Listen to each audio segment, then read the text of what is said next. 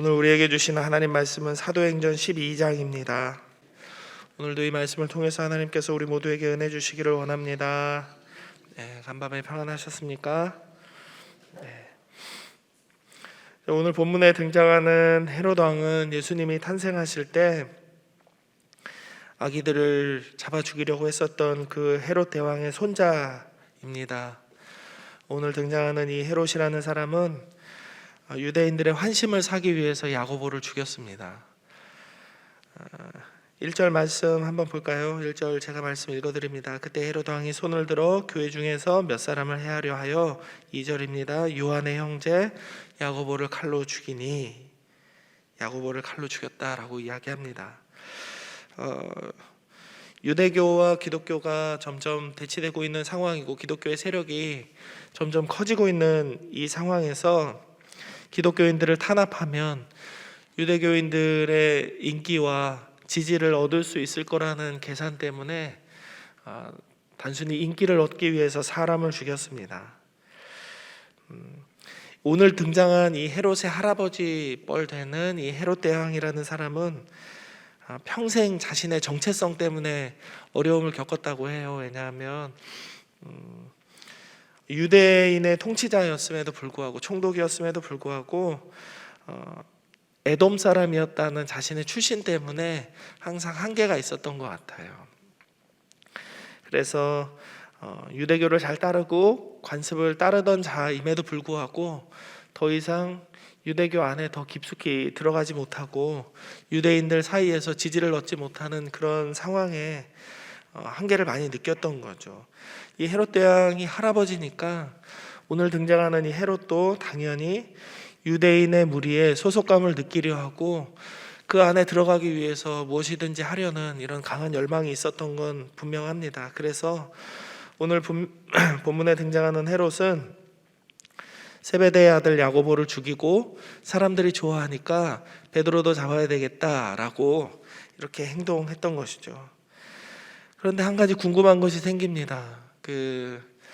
야고보는 그렇게 눈에 띄게 대단한 일을 했던 사람이 아니거든요. 베드로처럼 엄청난 설교를 했던 것도 아니고 사도 바울이나 여러 사람들처럼 뭔가 하지 않았어요. 드러나지 않았습니다. 방금 말씀드렸지만 베드로는 예수님의 가장 열정적인 제자였습니다. 그리고 예수님의 부활의 빈무덤을 최초로 목격한 제자이기도 했습니다. 하루 설교로 제자의 수가 3,000명이나 돌아서게 하기도 하고 예수님을 잡아 죽였던 그 관원들과 장로와 서기관들 앞에서 복음을 전하기도 했습니다.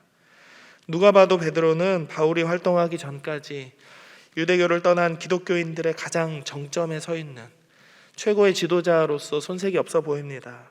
그러니까 베드로를 잡는 건 이의를 제기할 일이 전혀 아니에요. 전쟁을 할 때에도 상대방 군사를 몇 명 죽였는지 그거는 별로 중요하지 않습니다. 장수를 누구를 잡았는지가 중요합니다. 장군이 죽으면 기세가 다 꺾이기 때문에 교회도 마찬가지였던 것 같아요. 그래서 베드로를 잡아 죽이고 야고보를 잡아 죽이면 이 기독교인들, 예수쟁이들의 기세가 꺾일 것이다, 그렇게 생각하고 그렇게 잡은 거예요. 그런데 베드로를 잡는 것은 이해가 됩니다. 충분히 이해가 되는데 왜 야고보를 잡았을까? 야고보는 예수님께서 무리를 전부 다 데리고 다니기 어려우실 때 소수의 사람들만 데리고 다닐 때 항상 끼어있던 인물입니다. 베드로, 야고보, 요한, 이 세 명의 인물이 항상 예수님을 쫓아다녔죠. 예수님은 왜 이 사람을 데리고 다녔을까요? 야고보가 어떤 사람일까 한번 생각을 해보겠습니다. 누가복음 9장 51절에서 56절의 말씀에 이런 내용이 있어요. 예수님께서 제자들을 데리고 사마리아 마을을 지나려고 하는데 사마리아 사람들이, 유대인들이 우리 동네를 지나가는 것을 이렇게 절대로 허락할 수 없다, 그래서 막는 일이 일어납니다. 그때 이 야고보와 요한 형제가 예수님에게 이렇게 요청합니다. 지금 하늘에서 불이 내려와서 저 완악한 것들을 다 태워서 죽였으면 좋겠습니다. 예수님, 지금입니다. 불 좀 떨어뜨려 주시죠. 이렇게 예수님께 졸랐습니다. 그래서일까요? 마가복음 3장 17절에 보면 예수님께서 이 베드로와 요한에게 보아너게라는 별명을 지어주셨어요. 보아너게. 보아너게는 울의 아들이라는 뜻입니다. 천둥의 아들 같이 애들이 성격이 얼마나 급하고 더러운지 욱 하면은 막 꽈르릉 하는 그런 거예요. 어느 정도 시간이 흐른 후에 예수님께서 돌아가시고 사도 요한은 어떻게 변했나요? 사도 요한의 별명은 사랑의 사도가 되었습니다. 이 사람이 저술한 모든 이 성경의 책들 안에는 그 누구보다도 월등히 많은 횟수로 사랑이라는 단어가 언급됩니다. 그러면 그의 형제 야고보는 어떻게 변했을까요? 많은 사람들은 야고보와 요한이 보아너게라는 별명으로 불렸다는 사실 때문에 그들의 급한 성격과 사랑이 없는 모습에만 집중하곤 합니다. 그러나 우리는 이것을 기억해야 하는 것이죠. 그 뭐냐면 야고보와 요한이 비록 성격이 급했을지는 몰라도 그들은 예수님께서 말씀하시기만 한다면, 예수님께서 원하시기만 한다면 당장에라도 하늘에서 불이 떨어질 수 있을 것이다 라는 믿음이 있었다라는 것입니다. 절대로 예수님이 하나님의 아들이시다라는 그 사실을 요만큼도 의심하지 않았던 사람이 바로 야고보였다라는 것이죠. 이런 믿음이 있었기 때문에 야고보와 요한은 늘 베드로와 함께 예수님을 따라다니면서 기적의 순간들을 경험할 수 있었습니다. 그래서일까요? 오늘의 본문이 증언하는 것처럼 가장 처음으로 순교하는 사도로서 야고보는 그 이름을 올리게 되었습니다. 그 이유는 아까도 말씀드렸던 것처럼 당시 교회의 가장 기둥 같은 사람들을 꺾어버리려는 이 유대인들의 감정 때문이었습니다. 유대인들의 입장에서는 교회의 수장을 꺾어버려야 기독교 세력을 잠잠히 만들 수 있겠다 싶어서 타겟으로 삼았던 것이 1번이 야고보, 그 다음은 베드로였던 것입니다. 모든 성도들이 다 알고 있는 것이지만 예수님께서 선택하신 이 제자들, 처음에 선택하신 12명의 사도 중에서 성경에 죽음이 기록된 사람은 가룟 유다와 야고보 두 사람밖에 없습니다. 대단하지 않습니까? 이 순교자의 이름에 야고보가 1번으로 명단을 올린 것도 대단한데 유일하게 야고보가 괜찮은 사람 중에서, 정상적인 예수님의 제자 중에서 순교자로 이름을 올리고 있는 것입니다. 어떤 이들은 야고보가 처음 순교된 이유에 대해서 그의 성격을 꼽기도 합니다. 그는 하늘에서 불을 내려서 예수님을 거절하는 이들을 혼내주고 싶었을 만큼 과격하기도 했지만 그만큼 예수님을 향한 사랑이 뜨겁고 강렬했다라고 생각하기 때문이죠. 그래서 야고보는 어떤 어려움 속에서도 비록 성경 안에는 야고보가 이렇게 저렇게 했다, 이런 말을 했다, 이런 생각을 가졌다라고 기록하고 있지는 않지만 어떤 어려움 속에서도 예수님을 만난 기억들과 그 복음의 정수를 전파하는 데에는 조금의 부족함도 없었을 것이다. 그리고 그 누구보다 열정적으로 복음을 전하는 사람이었을 것이다 라고 생각할 수 있는 것이죠. 그래서 헤롯이 이 땅을 박해하고 있는 동안에 모든 사람들이 다 두려워서 뿔뿔이 흩어지고 숨어 있을 때에도 야고보는 변함없이 복음을 전하며 기꺼이 순교의 자리로 나아갈 수 있었던 것이죠. 사실 사도행전 12장은 베드로의 이 투옥과 탈출 기사가 유명합니다. 그렇지 않나요? 사도행전 12장을 생각하다 보면은 보통 베드로가 천사의 어떤 이끌림에 의해서 이렇게 착고가 풀어지고 기적적으로 탈출하는 이 내용이 우리의 기억에 많이 남아 있습니다. 그러나 한편으로는 베드로처럼 오랜 기간 복음을 전하고 하나님의 말씀을 전하는 자가 있었던 것처럼 순교의 피를 두려워하지 않고 주님의 복을 전하는 자들의 믿음과 열정이 있었음을 우리는 또한 기억해야 합니다. 이번 여름 수련회 중고등부 아이들을 데리고 여러 군데를 다녔어요. 김제 금산교회를 갔다가 바로 이제 그 순교자 박물관이라고 하는 곳을 갔습니다. 용인에 있어요. 거기를 다녀오고 강화 기독교 역사 박물관을 갔다가 양화진에 갔습니다. 근데 뭐 이렇게 박물관은 그래도 시원하잖아요. 그리고 해설사 선생님들이 이야기하는 게 그래도 이렇게 귀에 들렸나 봐요. 그런데 이제 양화진에 가서는 애들이 기가 막힌 거죠. 우리가 서울까지 와가지고 일면식도 없는 사람의 무덤을 보고 있다니. 이 더운 여름에 그늘도 별로 없고 땡볕 아래서 애들이 어이가 없었다 그러더라고요. 우리가 서울까지 와서 무덤을 보고 있습니다. 그런데 양화진을 되게 자주 가봤었는데 그 애들이 이렇게 고시랑고시랑 하면서 투덜투덜 하고 있는 그 무리에 섞여서 제가 그 해설사 집사님들, 권사님들의 설명을 듣고 있을 때 저한테는 굉장히 벅찬 감동이 있었습니다. 이렇게 다른 사람들이 봤을 때는 아무 의미 없어 보이는 이들의 피가 있었기 때문에, 이들의 희생이 있었기 때문에 언더우드와 같은 사람들, 또 여러 이 땅에서 오랜 기간 선교했던 사람들의 어떤 헌신이 든든한 바닥을 딛고 서 있을 수 있지 않았을까, 그런 생각을 했습니다. 사랑하는 여러분, 우리가 두려워해야 할 것이 무엇입니까? 죽음인가요? 가진 것을 모두 잃어버리는 것인가요? 사람들의 평가인가요? 사도 바울은 로마서 13장 7절에서 두려워할 자를 두려워하고 존경할 자를 존경하라 라고 말씀을 했습니다. 누가복음 12장 5절에서 예수님께서는 마땅히 두려워할 자를 내가 너희에게 보이리니 곧 죽인 후에 또한 지옥에 던져넣는 권세 있는 그를 두려워하라. 내가 참으로 너희에게 이르노니 그를 두려워하라 라고 말씀하고 있습니다.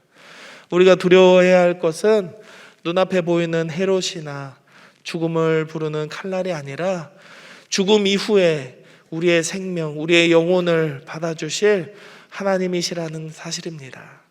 야고보는 이것을 분명히 알았습니다. 그래서 그는 죽음이 더 이상 두렵지 않았습니다. 그뿐 아니라 자기 삶의 시간들과 가진 모든 것들이 하나님께서 자기 자신에게 맡겨주신 것 이외에 그 어떤 의미도 아니라는 것을 깨달았습니다. 그래서 그는 죽음의 순간에도 순교를 두려워하지 않고 복음을 위해 자기 목숨을 던졌던 것입니다.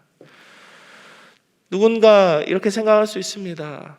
야, 너 이렇게 하면 너 죽어, 너 자살행위야, 왜 목숨을 그렇게 소중히 여기지 않아? 라고 이렇게 말할 수 있을지 모르겠습니다. 맞습니다. 순교는 자발적 죽음의 선택입니다. 자살과는 다른 형태의 자기 생명의 포기입니다. 신사참배할 때는 안 그랬나요?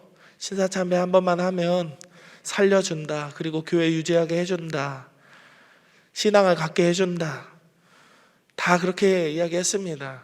쉽게 타협하면 살려준다, 이렇게 이야기했을 때 믿음을 가진 사람들은 거절했죠. 자발적으로 죽음을 선택했습니다. 자살과는 다른 형태의 자기 생명의 포기라고 할 수 있습니다. 왜 그랬을까요? 무엇을 위해서? 하나님 나라를 위해서이죠. 진리를 왜곡하지 않으려는 굳건한 믿음을 위해서입니다. 우리에게 이런 믿음이 있었던 때는 언제인가 한번 돌아보았으면 좋겠습니다.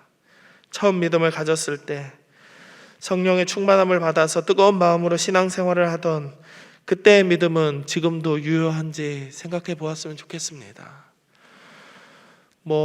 대단한 직장도 아니었고 엄청나게 특별한 계기도 아니었지만 직장을 버리고 아버지 어머니에게 더 이상 생활비를 드릴 수 없겠습니다 이야기하고서 사역자의 길을 선택했을 때의 그때의 마음과 지금의 제 마음을 돌아본다면, 비교해 본다면 좀 부끄럽습니다.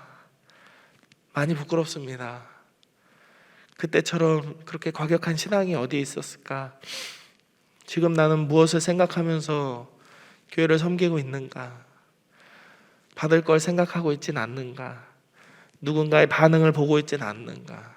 사람들이 나를 인정해 주는 것에 내 귀가 더 혹하지는 않는가? 설교를 준비하면서 저에게도 이런 돌아봄의 시간이 있었습니다. 여러분의 믿음과 신앙은 어디에 있는지, 처음 가졌던 그 뜨거웠던 마음과 지금은 동일한지 여러분도 한번 고민해 보시기 바랍니다. 어제 수요 예배 때 설교에 찔림이 있었다면 우리의 신앙과 우리의 믿음과 우리의 마음이 어디에 있는지 점검해 볼 필요가 있을 것 같습니다. 주님께서는 우리에게 은혜를 주셨습니다. 그것은 그가 한량없이 우리에 대해서 오래 참아주시고 우리를 기다리시고 우리에게 힘을 주셔서 주님의 사명을 온전히 감당할 수 있도록 우리와 동행해 주신다는 그런 사실입니다. 오늘 등장한 이 헤롯 대왕은 야고보와 베드로를 죽임으로 교회의 사기를 완전히 꺾어 놓으려고 했지만 결과적으로는 야고보의 죽음으로 인해서 온 세상은 더욱 진리의 가치를 분명하게 경험할 수 있었을 겁니다. 사람이 죽는 가운데에도 끝까지 포기하지 않는 걸 보면 무언가가 있겠구나라는 생각을 갖게 해줬을 거라는 그 말씀이죠. 우리의 신앙이 안전함을 추구하고 평안함과 즐거움과 행복만을 추구한다면 우리는 절대로 야고보의 신앙을 따라가지 못할 것입니다. 그런 의미에서 여러분들께 한 가지 권면을 드립니다. 저의 설교가 대단한 설교는 아닙니다. 오해하지 마세요. 그런데 기독교 TV에서 나오는 설교들에 너무 귀를 기울이지 않으셨으면 좋겠습니다.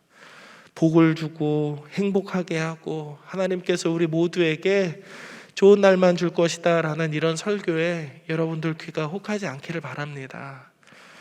그런 것들만을 추구한다면 우리의 믿음과 우리의 신앙은 첫마음과 이 야성을 잃어버리게 됩니다.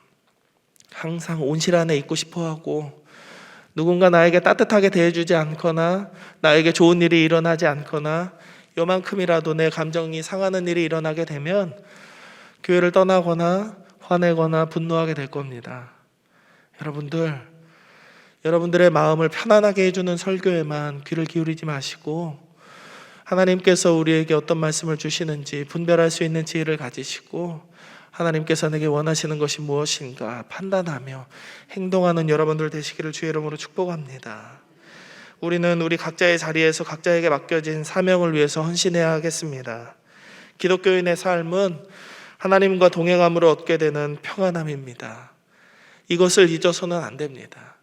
만사형통, 무병장수하는 것이 우리의 최종 목표가 아닙니다. 우리는 하나님과 동행하며 이 광야와 같은 인생을 끝까지 살아내고 저 천국의 날에 죽음의 관문을 넘어서 사랑하는 하나님 품에 안기는 것이 우리의 삶의 목표입니다.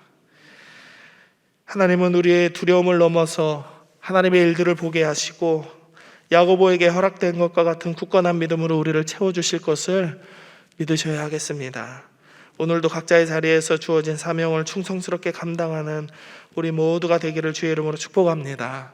아무도 알아주지 않는다고 해도 우리의 삶을 통해 하나님의 영광이 드러나고 그리스도의 복음이 전해지는 복의 통로로 우리 모두가 서기를, 우리 자녀들이 그렇게 설 수 있기를 함께 믿음으로 기도하겠습니다. 이 시간 기도하실 때에는 세 가지의 기도 제목을 놓고 기도하면 좋겠습니다. 첫 번째는 우리의 삶을 통해 하나님의 영광이 드러나는 이 하루가 되게 하시고 하나님 은혜로 모든 믿음의 싸움을 이겨낼 수 있게 도와주옵소서 기도하십시다. 그리고 두 번째 기도 제목은 이제 부흥회가 2주 앞으로 다가왔습니다. 이번 부흥회를 통하여서 광양제일교회 성도들의 심령에 다시금 부흥의 불길이 타오르게 하시고 이 지역과 나라와 민족이 주님 앞에 영광을 돌리는 믿음의 백성들 되게 해달라고 부흥회를 위해서 기도하겠습니다. 그리고 오늘 3부 성가대에서 피아노 반주하시는 한선주 집사님이 머리 수술을 해요 오늘. 그런데 몇 시간을 하게 될지 모른다고 합니다. 뇌수막종이라는 병명인데요, 이 수술이 잘 맞춰질 수 있게 해달라고 점심 무렵부터 한다는데 시간이 아직 정해지진 않았대요. 잘 돌아올 수 있게 해달라고, 이 수술이 무사히 맞춰지게 해달라고 이렇게 기도하면 좋겠습니다. 이 세 가지의 기도 제목을 놓고 함께 기도하면서 나아갑니다. 하나님, 오늘도 주님 말씀 안에서 이 하루의 삶을 온전히 주님 앞에 드릴 수 있도록 인도해 주심에 감사를 드립니다. 하나님, 우리가 야고보와 같은 믿음을 얻기를 원합니다. 뒤를 돌아보지 아니하고 그 손에 잡은 쟁기를 아까워하지 아니하고 오직 하나님께서 우리를 부르신 그 자리에서 온전히 우리의 믿음을 드리는 진실된 믿음을 가지게 하여 주시옵소서. 그래서 우리의 삶을 통하여서 하나님의 영광이 드러나기를 원합니다. 우리의 가정과 우리의 직장과 우리의 삶의 터전 안에서, 우리 교회 안에서 나를 통하여 하나님의 영광이 드러나게 하시고 우리의 모든 것들은 가려 주시며 하나님께서 부어주신 모든 은혜로 우리가 맡게 되는 모든 믿음의 싸움을 이겨낼 수 있도록 주여 도와주시옵소서. 우리를 불쌍히 여기시고 긍휼히 여겨주시는 하나님의 은혜가 우리의 삶 가운데 넘쳐나기를 원합니다. 주여 우리와 함께하여 주옵소서. 그래서 하나님, 우리가 우리의 믿음과 우리의 신앙에 또 다른 계기를 맞기를 원합니다. 부흥회가 2주 앞으로 다가왔습니다. 이번 부흥회를 통하여서 우리 광양제일교회 모든 성도들의 심령이 변화되기를 원합니다. 우리의 속사람에 다시 한번 부흥의 불길이 타오르게 하시고 이 지역과 나라와 민족이 주님 앞에 영광을 돌리는 믿음의 백성들 되게 하여 주시옵소서. 하나님 앞에 영광을 돌리는 하나님의 백성으로 이 나라의 민족이 다시 한번 사용될 수 있도록 주님, 우리가 하나님 앞에 회개하며 나아갈 수 있도록 하나님의 은혜를 구하며 성령의 충만함을 구하며 나아갈 수 있도록 우리 한 사람 한 사람의 심령에 뜨거운 불길을 허락하여 주시옵소서. 하나님, 오늘 한선주 집사가 머리 수술을 받습니다. 뇌 수막종의 모든 증세가 사라지게 하시고 수술 부위가 깨끗하게 하나님 치유되게 하셔서 수술하는 모든 의사와 간호사들의 손길이 실수 없게 하시고 하나님, 이때 더욱더 강건한 하나님의 은혜를 받아서 강건해진 육신으로 더더욱 하나님 앞에 충성하는 믿음의 딸 될 수 있도록 한선주 집사를 붙들어 주시옵소서. 육신의 질고로 인하여서 어려워하는 모든 광양제일의 성도들의 오늘의 하루를 붙들어 주시고 강건하게 하시며 저들의 육신의 치유함과 하나님의 은혜를 허락하여 주시어서 하나님, 모든 광양제일의 성도들의 마음이 오늘 하루 하나님 은혜 안에서 평안함을 누리게 하시고 하나님과 동행하는 기쁨을 누리게 하여 주시옵소서. 하나님, 우리가 야고보와 같은 믿음을 얻기를 원합니다. 뒤를 두려워하지 아니하고 오직 하나님 은혜 안에서 하나님께서 우리에게 맡겨주신 사명에 충성하며 하나님께서 우리에게 예수 그리스도를 통해서 보여주신 그 사랑을 우리도 나누어 주기를 아까워하지 않는 그 믿음이 우리 가운데 있게 하여 주시옵소서. 그래서 죽기까지 우리를 사랑하신 그 예수 그리스도의 사랑을 본받아 우리도 친구를 위하여 목숨을 버릴 수 있는 참된 믿음을 허락하여 주시옵소서. 남을 나보다 낮게 여길 수 있는 겸손함이 우리 가운데 있게 하시고 주의 성령의 충만함을 받아서 오직 하나님의 말씀만을 우리 가슴 속에 새기며 좌로나 우로나 치우치지 않는 믿음의 삶을 살게 하여 주셔서 주의 성령의 열매를 온전히 맺어가는 우리 모든 광양제일의 성도들의 삶이 되게 하여 주시옵소서. 모든 믿음의 싸움을 이겨낼 수 있도록 우리를 붙잡아 주시옵소서. 그래서 더욱 기도하는 것은 부흥회가 2주 남았습니다. 이번 부흥회를 통하여서 강사 목사님을 통하여 들려지는 설교를 통하여서 우리의 심령에 변화가 있기를 원합니다. 우리의 속사람이 다시금 강건하여지기를 원합니다. 하나님께서 우리에게 부어주셨던 그 첫사랑이 회복되고 하나님께서 우리에게 충만하게 채워주시는 그 성령의 은혜와 능력을 경험할 수 있게 되기를 원합니다.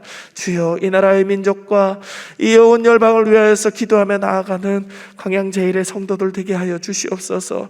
하나님, 오늘도 육신의 질고로 인하여서 어려움을 겪고 있는 우리 모든 성도들을 위하여서 기도합니다. 특별히 한선주 집사가 오늘 뇌수술을 받습니다. 어려운 부위이고 힘든 수술이 될 수도 있지만 주님 함께하여 주셔서 고쳐주시옵소서. 치유의 은혜를 허락하여 주시옵소서.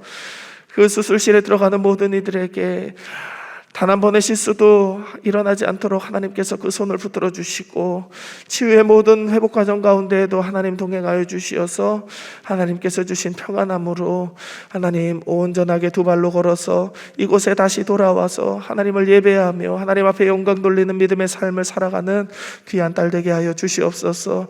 오늘도 이 더운 여름날 질병으로 인하여서 노안으로 인하여서 삶의 자리에서 힘들게 이 하루를 살아갈 모든 광양제일의 성도들을 위하여서도 기도합니다. 주님, 저들에게 치유의 은혜가 있게 하시고 하나님 은혜 가운데에서 평안이 있게 하시며 저들을 돕는 손길들이 끊어지지 않도록 하나님께서 역사하여 주옵소서.